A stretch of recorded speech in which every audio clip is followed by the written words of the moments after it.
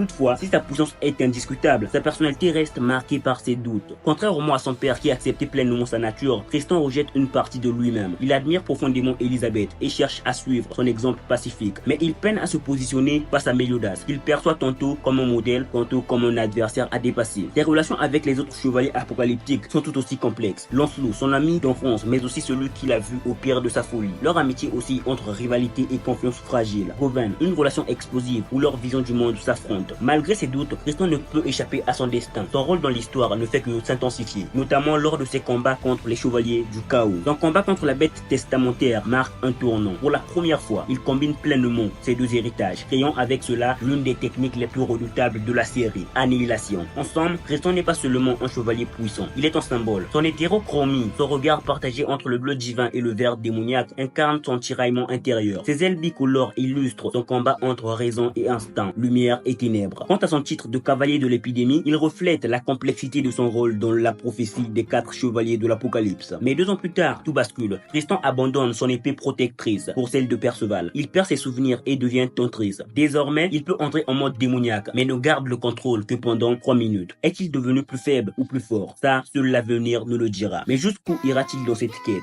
Sera-t-il capable de briser ses chaînes et de fusionner pleinement ses pouvoirs? Ou sombrera-t-il dans la même folie qu'il redoute tant? Tristan est en gros un chevalier en quête de son véritable équilibre, dont la destinée pourrait bien bouleverser l'avenir de Britannia. Et donc, si vous vous demandez encore